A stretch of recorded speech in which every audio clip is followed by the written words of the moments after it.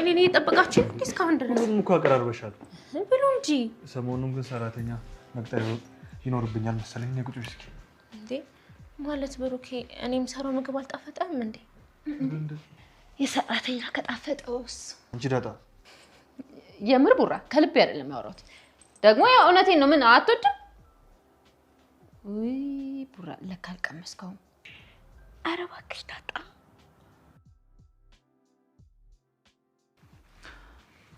ኧረ ዳጣ ሚስቴን እያሽኮረመምሻት ነው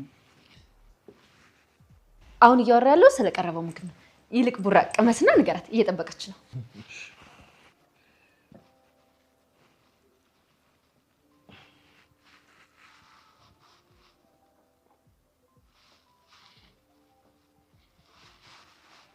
የምር በጣም ነው የሚጣፍጠው እሺ አንደኛው ደግሞ ይዛሬው ድሩስ እኔ መላልኩ በላው ጫፉን ከቀመስክ በደንብ ፈስ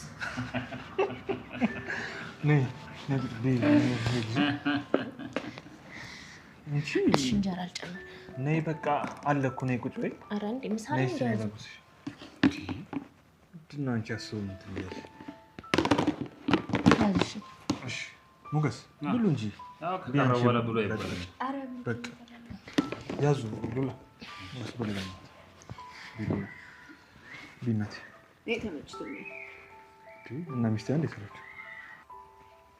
ኧረ እባክሽ አንቺ ልጅ እንብላበት እንዴ በዚህ አይነት እኮ ሉላ ምን ነገ ሰራተኛ ነጠር ማለት ነው ያንቺ ምግብ አይጣፍጥም እያልከኝ ነው ኧረ እኔ አላልኩም እንዴ ሉላ አሁን ስለምግብ እዚህ ጋር ምግብ የሚለው ቃል ለምን አስፈልገ በቃ ዝም ብላችሁ ይግቡ ሲበሉ አድርሰን ሲጣሉ መልሰን አለ ያገሬ ሰው እንዴ አምባዋ ደግሞ እዚህ ምን ሰራለች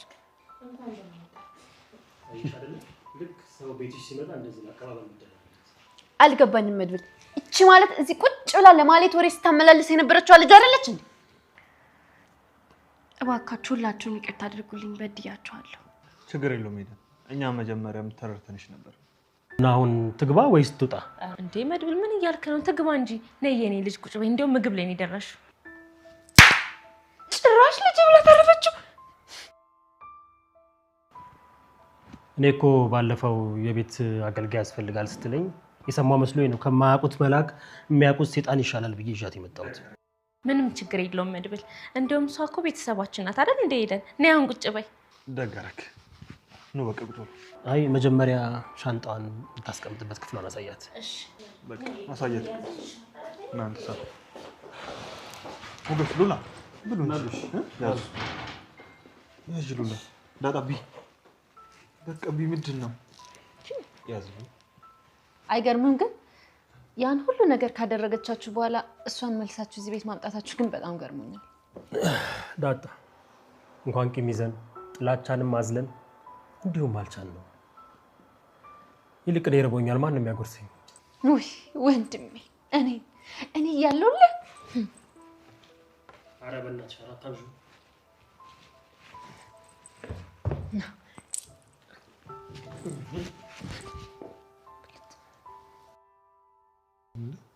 ዋጣው እንጂ ምንድነው የምታላምጠው እንዴ ደረቁን አጉርሳኝ እንዴት ብዬ ልዋጣው ወይኔ ዳጣ ግን ነፍስሽ አይማርም እውነት ውሃውን ጠጣበት እስኪ እንዳያንቅህ በእውነት ትንሽ ገላሃል ገል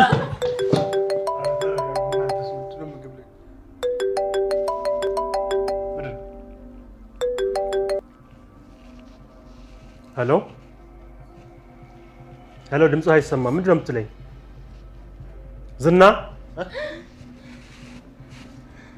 ዝና ከእስር ቤት አመለጠ እያልከኝ ነው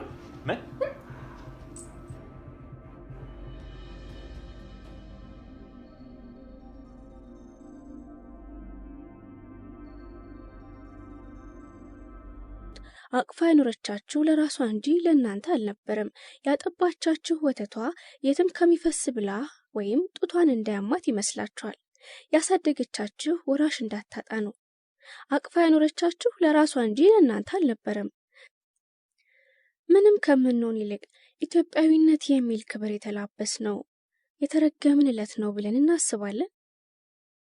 ይህች ሀገር እኮ እናንተ ብትክዱም ወልዳ አሳድጋችኋለች።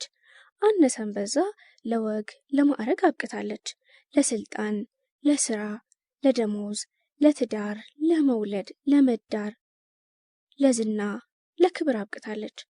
ይህን ስል ለውድቀት፣ ላለመሳካት፣ ለስደት፣ ለችግር፣ ለእጦትም የተዳረጋችሁ ትኖራላችሁ። ወደድንም ጠላን እንደፈለግን የምንፈልጥ የምንቆርጠው በዚች ሀገር መታወቂያ ነው። መወከል የምንችለው ጠይምነትን ያለበሰችንን ይህችን ሀገር ነው። የሰው ሀገርማ አየነው አይደል? የብልቃጥ ልጅ ካልሆናችሁማ እንዴት ለነገ የሚጠቅም የሚያርቅ የሚያስታርቅ የሚያንጽ የሚያሳንጽ ዛሬን በሰላም በፍቅርና በፍስሐ የሚያኖር ነገን ነፃነትን መውደድ መዋደድን የለመደ ትውልድ ሁሌም ሰላምና መረጋጋት የሰፈነበት ሀገር ለማስፈን ጥረት ታደርጉ ነበር። የብልቃጥ ልጅ ካልሆናችሁማ ለምን አንስማማ? ለምንድን ነው በአንድ ጉዳይ ላይ መግባባት መተማመን የተሳነን? ፍትህ የሚርበን፣ ክብር ክብር የሚያሰኘን፣ ነፃነት የሚናፍቀን፣ ሰላም የሚርበን፣ መናቅ መናቅ የሚሰማን፣ መገፋት መከፋት የምናየው፣ ሰው መሆን የሚል ጥያቄ የሚረብሸን፣ አንድነት አንድ መሆን የሚያምረን። የእናት ማህፀን አርግዞ እናት ወለደን ካላችሁ ሀብት ንብረቱን በጥቂት ሰዎች እጅ ሰብስባችሁ ለምን ተቆናጠጣችሁት? ጥቂት ሀብታሞች የብዙ ሚሊዮን ሰዎችን ጉልበት ባልተቆጣጠሩ፣ ለዛውም በብላሽ አብዛኛውን ወንድምና እህቶቻችሁን ድህነት የሚባል ክፉ ደዌ ሲመታቸው ዝም ባላላችሁ፣ በእርምጃ ልክ በገዛ ሀገራችን ባልተቀረጥን ነበር።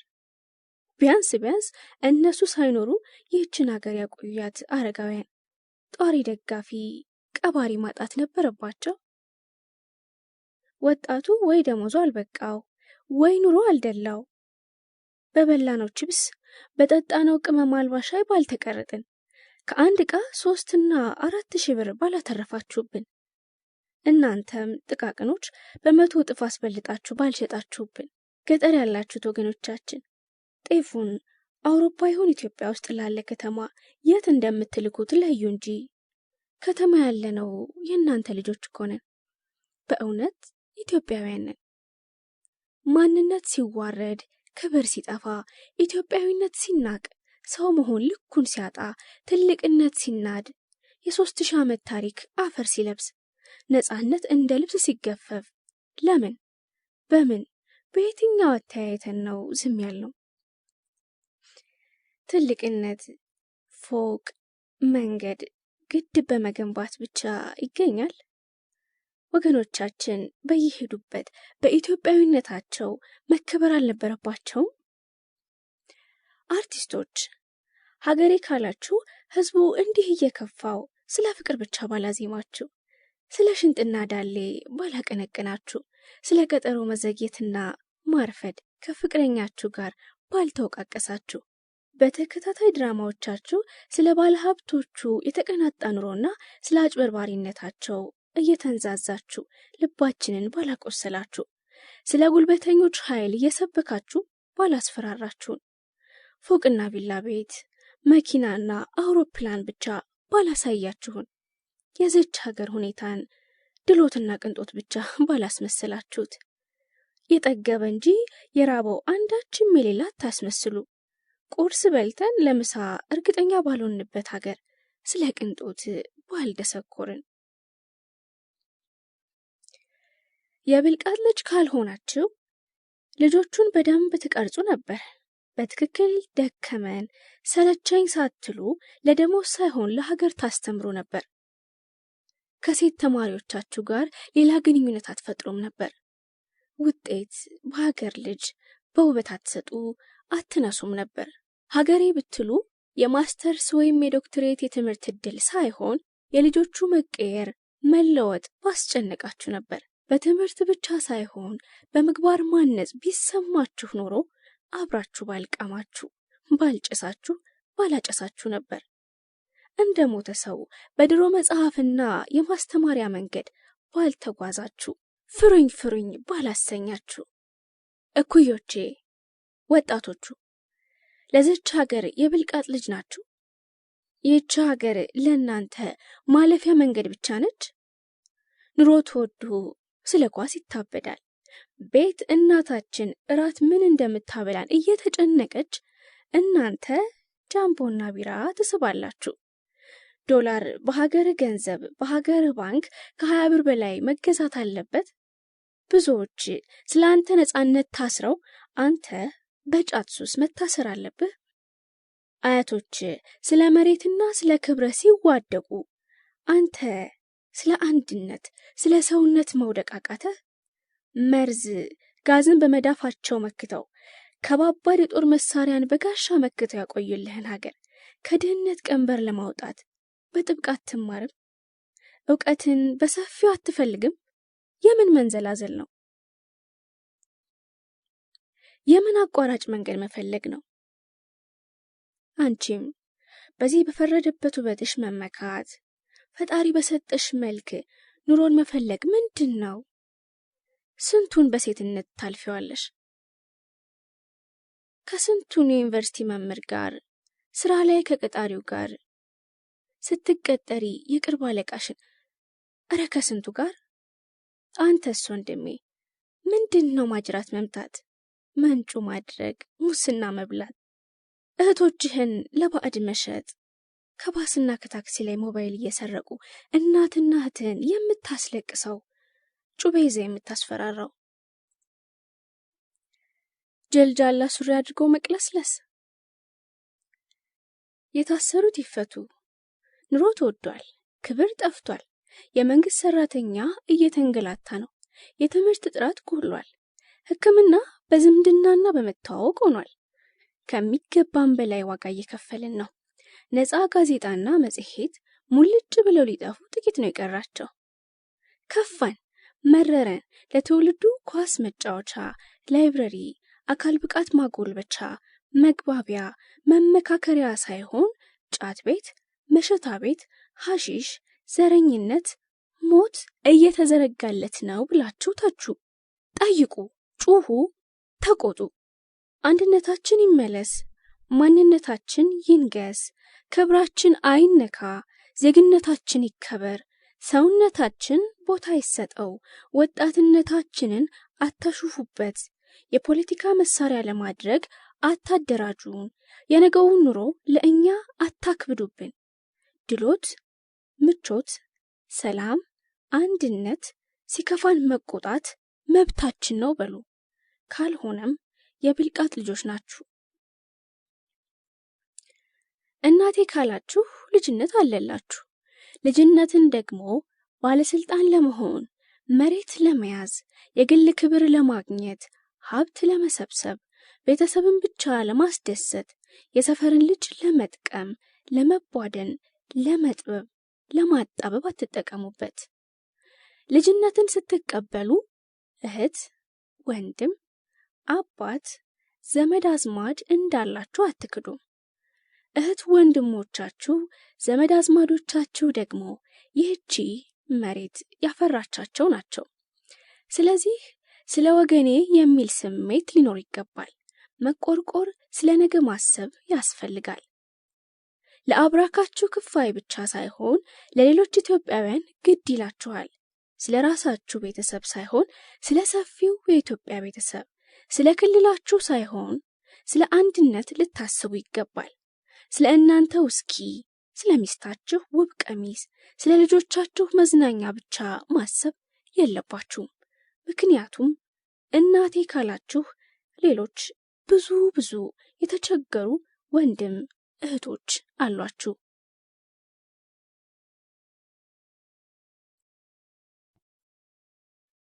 አይገባኝም። አንድ ወዳጄ ቤት ትንሽ ቆየት ያለ መጽሔት አግኝቼ ሳገላብጥ እንዲህ የሚል ጽሑፍ ተመለከትኩ። ከየካቲት 14 ጀምሮ በአትክልት ተራና በሌሎች አካባቢዎች በ336 ሚዛኖች ላይ በተካሄደው ድንገተኛ ቁጥጥር 66ቱ የሚዛን መስፈርት ያላሟሉ ናቸው ይል ነበር። ይህን ሀተት አንብቤ ወደ ሌላው የመጽሔቱ ገጽ ስሸጋገር ካናዳዊቷ ድምፃዊት ኔሊ ፎርታዶ እንደ አውሮፓውያን አቆጣጠር በ2007 በአንድ የጣሊያን ሆቴል ውስጥ ለጋዳፊና ለተከታዮቹ ለ45 ደቂቃ ባሳየችው ሾው የተከፈላትን $1 ሚሊዮን ለበጎ አድራጎት ለመስጠት መወሰኗን ገለጸች ይላል። ሁለቱን ሀሳቦች ሳስብ የሆነ ነገር ግር አለኝ። ይህች ሴት ያገኘችው ብር የላቧ ነው። ተገቢ ነው ወይ አይደለም ሊል የሚችለው ሰው ደግሞ ቀጣሪዋ ወይም አሰሪዋ ነው። የሰራችበት ተገቢ ነው ብሎ አሰሪዋ ሰጥቷታል። ታዲያ ምን ነካት ገንዘቡን አይገባኝም ያለችው? ገንዘቡ የኔ አይደለም፣ የሊቢያ ሕዝብ ነው። እኔ ከምጠቀምበት ለሌላ የተቸገረ ልስጠው አለች የ32 ዓመቷ ድምፃዊት። ኔሊ አይገባኝም ማለት እንዴት አወቅሽ? አንቺ የምዕራባዊት ሀገር አቀንቃይ ነሽ።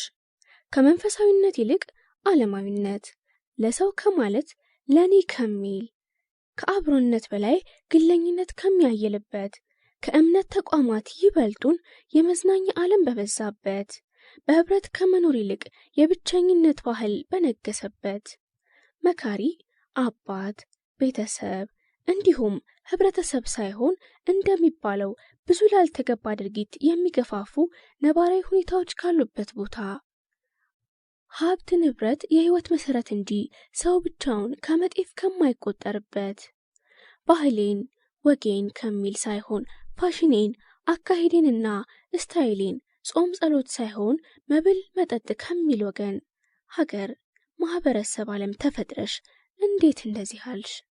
ለዛውም እኮ ወገንሽ ላልሆነ የህብረተሰብ ክፍል፣ በሀገር አይደለም በአህጉር እንኳን ለማይዛመዱሽ።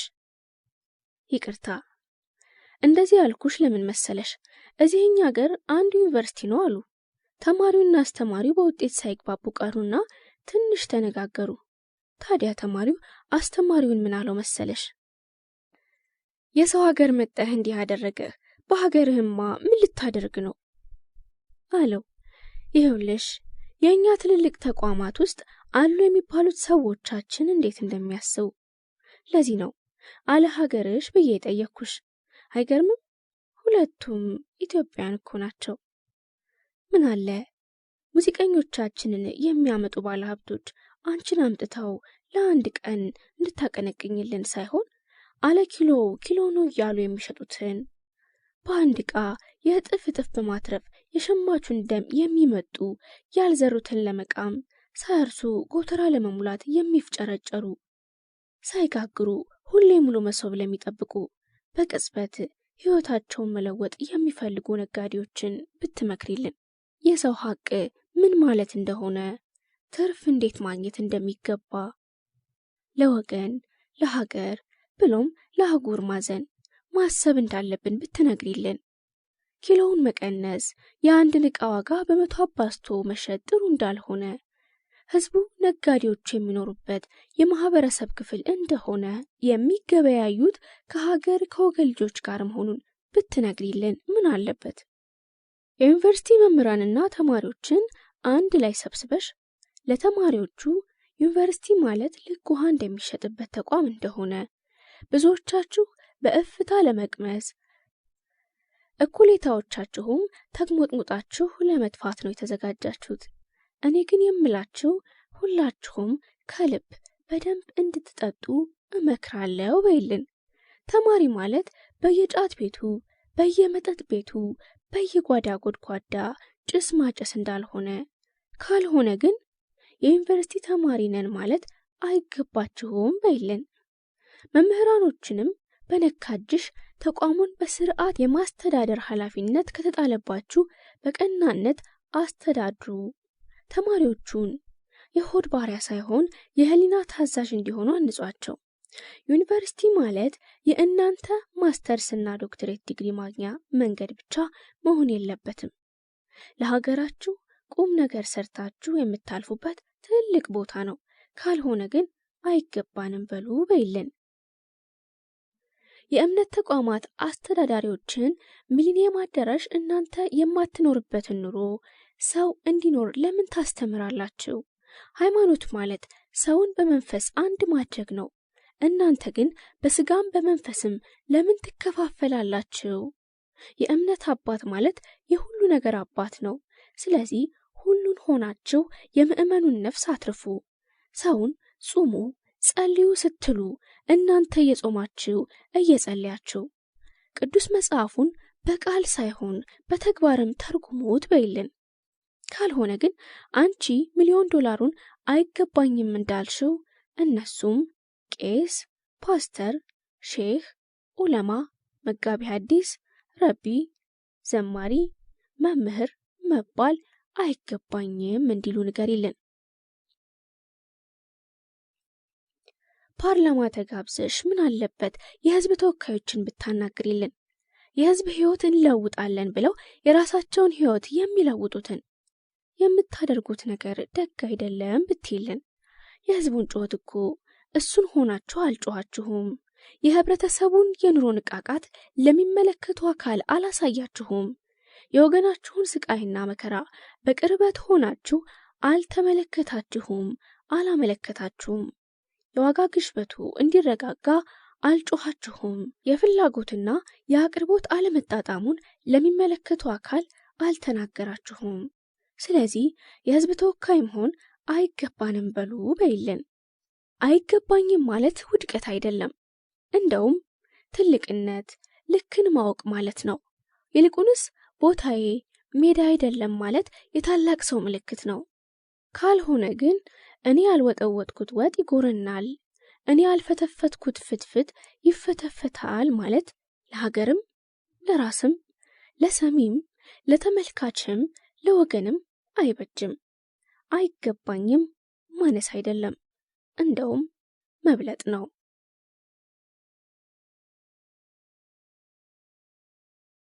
የወንዶች ጥቃት። በቅርቡ ከወደ ቻይና አንድ ወሬ ሰማኝ። ወሬው የሁለት ፍቅረኛሞች ታሪክ ነው። ፍቅረኛሞቹ ለገና ወይም ኤክስማስ በዓል የሚሆን ነገር ለመግዛት ሁሉ ዝግጁ ወደ ሆነው ትልቅ ሱቅ ወይም ሞል ይሄዳሉ። ወሬውን እንደነገረን የቻይናው ሲሲቲቪ 9 ከሆነ ግዢው በሴቷ በኩል ያጋደለ ነበር። ወንዱ ከመግዛት ይልቅ ፍቅረኛው የገዛችውን መሸከም ነበር ስራው። እንግዲህ ችግሩ የተፈጠረው ከ5 ሰዓት በላይ ልብስና ጫማ ስትገዛ የነበረችው ሴት በገዛችው ልትረካ ይቅርና ካልጨመርኩ ብላ ወደ ሌላ ግዢ ጉዟን ትቀጥላለች። ፍቅረኛዋም ይበቃሻል፣ ይህ ዕድሜ ልክሽን አርገሽው የማትጨርሽው ልብስና ጫማ ገዝተሻል፣ እኔንም ደክሞኛል እንሂድ ይላታል። አንሄድም ገና ወይም ኤክስማስ እኮ ነው፣ ስለዚህ ብዙ ጫማና ልብስ እየተዛዟርኩ መግዛት አለብኝ፣ አንተም የገዛውትን ትይዝልኛለህ ብላ ድርቅ ትልበታለች። እጮኛዋም በዚህ ይበሳጫል። ያበሳጨው ንግግሯ ብቻ ሳይሆን ከ5 ሰዓት በላይ እሷ ገዢ እሱ ተሸካሚ ሆኖ ፎቅ ለፎቅ መሽከርከሩ ስልችት ብሎት ነበርና ወንድ ልጅ ቆረጠ በማለት ራሱን ከ7ኛ ፎቅ ላይ ወደ ምድር ይከሰክሳል። እድሉ ደግሞ ወደ መሬት ላይ ሲወድቅ የተቀበለው የገና ዛፍ ነበር። ክፉኛ ተጎድቶ ለሰዓታት ቢቆይም ህይወቱ አልፏል። ይህ ታሪክ ተገልብጦ ልጅቷ ከፎቅ የወደቀች ቢሆን ኖሮ አብዛኞቻችን እንዲህ እንል ነበር። አቃጥሎ ደፋት፣ አትናገረው ድፍረት የላት፣ አትለው አቅም የላት፣ በዛ፣ እረ የሴቶች ጥቃት በዛ፣ እሱ ለፍርድ መቅረብ አለበት፣ ወዘተ ወዘተ ማለታችን የማይቀር ነው። ሟቹ ወንድ ሆነና ጥሏት አይሄድም። ምኑ ቀበጥ ነው፣ ሞኝ ነው፣ ያሟል ብለን አላቅጠን አለፍን። አሁን እየተጮህለት የመጣው የሴቶች የመብት ጥያቄ መስመሩን ስቶ ባልሆነ መንገድ እየሄደ ነው። ሴትነትን ከማስከበር ማንኛውንም ጥቃት ከማውገዝና ከማስቆም ይልቅ ፍጹም ወንድ ለመምሰል በሚደረግ ፉክክር ተተክቷል። ሁላችንም እናውቃለን፣ ደግሞ እውነት ነው። ሴቶች ባለፈው ዘመን ተጎድተዋል። ነፃነታቸው እንደ ጊዜው ነባራዊ ሁኔታ ተገፏል። ክብራቸው ተዋርዷል። ስለዚህ ዛሬ ፍጹም ባይባልም ሴቶች ከወንዶች እኩል መብታቸው ይከበራል። ሴቶች መማር እንዳለባቸው አብዛኛው ሰው ግንዛቤ አለው። ያለፈው ጊዜ ጠፍንጎ ስላሰራቸው ዛሬ ነፃነትን ተቀናጅተዋል። ባለፉት ዘመናት ስለተጎዱ ዛሬ የተሻለ እድል ቢሰጣቸው ቅር የሚለው አይኖርም። ችግሩ ነፃነትን ተጠቅሞ ያለፈውን ጨፍጋጋ ዘመን አብርቶ ለቀጣይ ትውልድ የተሻለ ሰላምና ህይወት ያለው ኑሮ ማስተላለፍ ሲገባቸው መብቱን ፍጹም ወንድ ለመሆን ሲጠቀሙበት ይታያል። ባለፈው ዘመን ወንዶች አጠፉት አደረጉት ለሚባለው እኩይ ምግባር ልንደግመው እንፈልጋለን። አንድነትና እኩልነት ምንና ምን ናቸው? እውነት እኩልነት ማለት ምን እንደሆነ ገብቶናል? እኩልነት ማለት አንድ ነን፣ አንድ አይነት ነን ማለት አይደለም። ስለ እኩልነት ሁላችሁ ግንዛቤ ስላላችሁ ወደ አንድነት ብመጣ ደስ ይለኛል። በአፈጣጠራችን ፍጹም ልዩዎች ነን። ሴትም ሆነ ወንድ የራሱ የሆነ የተፈጥሮ ቅርጽ ወይም አናቶሚና የሰውነት አሰራር ወይም ፊዚዮሎጂ አለው። ይህ ልዩነት በሴት መብት ተሟጋቾች ሙግት አይቀየርም። በሕገ መንግስት ድንጋጌ ዝንፍ አይልም። በኃያላኖች ቁጣ አይሰረዝም። በባለስልጣናት ትእዛዝ አይፋቅም። በአካል ሴት የሆነ በአእምሮም ሴት ይሆናል፣ በአካል ወንድ የሆነ በአእምሮም ወንድ ይሆናል ይላል ኦሾ። የኛው ሀገር የፍልስፍና ምሩቁ ፍልስፍና አንድ መጽሐፉ ላይ ሴቶች ሴት በመሆናቸው ብቻ ሁሉም ሴቶች የሚጋሩት የጋራ ባህሪ ያላቸው፣ ወንዶችም እንዲሁ ከሴቶች የተለየ ጾታ ስላላቸውና ወንድ በመሆናቸው ብቻ የሚያመሳስላቸው የጋራ ባህሪ አለ። የወንዶችና የሴቶች ጾታዊ ባህሪ ግን የተለያየ ነው። እኔም በብሩህ ዓለምነህ ሐሳብ እስማማለሁ። ለሴት የሆነ ግብር ለወንድ አይሆነውም፣ የወንድም እንደዛው ለሴቷ አያስደስታትም። ሴትና ወንድ መሆን እንዲሁ ጾታ ለማለያየት የተፈጠረ የተፈጥሮ ቀልድ አይመስለኝም። አንዱ ወይም ሴት ወይም ወንድ ማለቴ ነው ሁሉን ቻይ ሁሉን አወቅ ቢሆን ሌላውን ለመፍጠር ፈጣሪ ባልደከመ። ስለዚህም ይለናል ብሩህ ዓለምነህ፣ ስለዚህም የአካል ልዩነት በወንዶችና በሴቶች መካከል የባህሪና የፍላጎት ልዩነቶች ፈጥሯል። ስለዚህ በነፃነት ስም በመብት ስም ተፈጥሮ ያልሰጠቻችሁን ነገር ለመሆን ስትታትሩ ከነጭራሹ ማንነትን ወደ ማጣት ጠርዝ ልትገፉ ትችላላችሁ። ይህ ደግሞ ተፈጥሮን በአጠቃላይ ያዛባታል። ጥያቄያችሁ አድጎ ወንዶች አመጣው ካልወለዱ ላይ ደርሷል። ምክንያታችሁ ምንም አይደለም፣ በቀል ነው። እኛ የቀመስነውን ስቃይ ይቅመሱ ነው እንጂ። እንዲህ ከሆነ ወንዱ ለሌላ ጥቃትና ላልተፈለገ ጥላቻና ፍራቻ ትገፋፉታላችሁ። ሴቶች በተፈጥሯቸው በቀላሉ ተሰባሪ ናቸው። በአካልም ሆነ በስነ ልቦና በቀላሉ ይሰበራሉ። ስነ ልቦናዊ ልስላሴያቸው ደግሞ ከማህፀናቸው ልስላሴ የመጣ ነው። እርስ በእርስ ካልተፎካከሩ በቀላሉ ይሰበራሉ።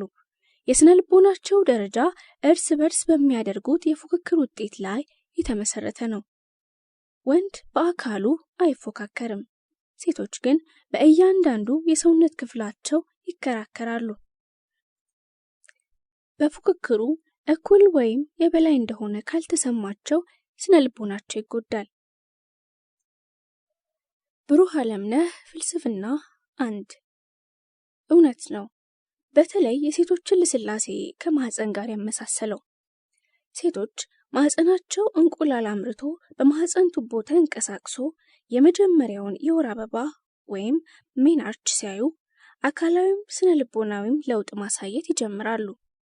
መዋዋብ፣ መቆነጃጀት፣ ደስታ፣ የሰውነት መቀያየር፣ የዳሌ መስፋት ይጀመራል። ይህ ዑደት አቁሞ ወደ ማረጥ ወይም ሜኖፖዝ ስትገባ የሰውነት መሸብሸብ፣ የጸባይ መቀያየር፣ ደስታ የመራቅ፣ መነጫነጭ፣ አጥንት መሳሳት ትጀምራለች። የወር አበባ መምጣት ሲቆም የድሮዋን ደስታዋንና ለስላሴዋን የመፈለግ ስሜት፣ የማርጀት ስሜት ይሰማታል። ወንዶች ግን እንዲህ አይደሉም። ይህ ግን ተፈጥሮ ነው። ያልተፈታውም ችግር እንግዲህ ይህ ነው። ሴትና ወንድ አንድ ናቸው የሚለው ክርክር። እኔ እላለሁ ሴትና ወንድ አንድ አይደሉም። ካስፈለገም እኩልም አይደሉም። ግን ይህ እኩል አይደለም የሚለው እሳቤ ከህግ፣ ከእውቀት፣ ከሰውነት ብቻ ቁሳዊና ውጫዊ ከሆነ ነገሮች አንጻር ከሆነ እኩል መብት፣ እኩል የማወቅ፣ የመማር፣ የመፈጸም፣ የመከወን ብቃት ላይ ሴት አትበልጥም፣ ወንድም አያንስም። ግን ሁለቱም የራሳቸው የሆነ ብቃትና ውስንነት አላቸው። ሴትና ወንድ ለሁሉ ነገር እኩል ብቃትና እኩል አቅም የላቸውም። የሁሉም የሴት መብት ተሟጋቾች ዋና ዓላማ ሴትን ከወንድ እኩል በመብቷና በነፃነቷ ተጠቃሚ ማድረግ ነው። ይህ እሰየው የሚያስብል ነገር ነው። ሁላችንም የምንናፍቀው ዓለም ሰዎች በእኩልነት የሚዳኙበት፣ መብታቸው የሚከበርበት፣ ምንንም መሰረት አድርጎ አድሎ የማይፈጸምባት፣ ሰው በሰውነቱ ብቻ ፍትህ የሚያገኝበት፣ ማን አለብኝነት ተወግዶ ፍትህ የተንሰራፋባት፣ ኃይል ቀንሶ ሰላም የሰፈነበት ዓለም ማየት የሁላችንም ምኞት ነው። በተለይ የምዕራቡ ዓለም የሴቶች እኩልነት ክርክር ፍጹም አንድነን ወደሚለው እሳቤ መጥቷል። ከዛም ብሶ በተግባር እየታየ ነው። በሴት ቁመና ላይ ፍጹም ወንዳ ወንድነት ነግሷል። በሚስት አካል ላይ ባልነት ይታያል። እናትነት ጠፍቶ አባትነት ቦታውን ተክቷል። እህት ዓለም ጠፍታ ወንድም ጋሼ የሆኑ ንስቶች በስተዋል። ሴቶች ወንዶችን ንቀው በራሳቸው ለመርካት አርቲፊሻል መሳሪያ ወይም ዲልዶ እየተጠቀሙ ነው። እርስ በእርስ እየተጋቡ ነው። ወንድ መሳይ ሴቶች ስለበዙ ወንድ ለወንድ ጋብቻ ጠንክሮ ቀጥሏል። ለስላሳው የሴቶች ገላና ልብ ዛሬ ሻክሮና ደድሮ ይገኛል። የረጋውና ቁጥቡ የሴቶች አንደበት ሻክሮና ወፍሮ 24 ሰዓት ሲንተገተግ ይሰማል።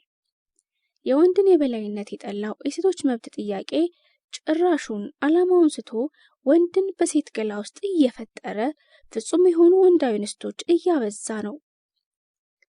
ሴቶች ተገፉ በሚል ሰበብ ወንድ መምሰልና እንደ ወንዶች ጉልበት መጠቀም ስላለፈው መበቀልን ያሰኘን ጀምሯል። የተጠላውን ምግባር መልሶ እየተደገመ ነው። የቃል ጥቃት። ሴቶች ሲጠቁ ሲቆዱ የእጃቸውን ነው ያገኙት፣ ይበላት ሲያንሳት ነው የሚል ስሜት የለኝም። ባለሳሳት ሁላችንም እንዲህ እንደማንል ይሰማኛል። ነገር ግን ከብዙ ሴቶች ጥቃት ጀርባ አንድ ያልተረዳ ነው ወይም ልንረዳው ያልፈለግነው አንዳች ሴቶች ያደረሱት ቅድመ ጥቃት አለ።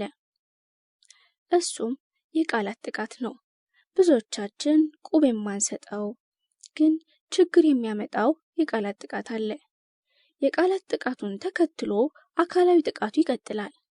ይህን ስል ለአጥቂ ወንዶች የልብ ልብ እየሰጠው ለድርጊታችሁ ቢያንስ ምክንያት አለላቸው እያልኩ አይደለም። ለየትኛውም አይነት ስድብም ሆነ ዘለፋ ጉልበታዊ መልስ ተገቢም ፍትሃዊም አይደለም። ግን ብዙዎቻችን ጥቃቱንና ከጥቃቱ ቀጥሎ ያለው የፍርድ ሂደት ነው የሚያጓጓን እንጂ የችግሩ መነሻ ምክንያት አይደለም። መልካም ምላስ ቁጣን ታበርዳለች እንዲል ጠቢቡ እሳት ለብሶ እሳት ጎርሶ እሳት ሊለኩስ ለመጣ አባወራም ሆነ ፍቅረኛ እሳት ለብሶ እሳት ጎርሶ መመለስ ያስከብረኛል፣ እንዲፈራኝ ያደርጋል ማለት ዘበት ነው። እሷ እኮ ኃይለኛ ናት የሚል ካባ አያስደፋም።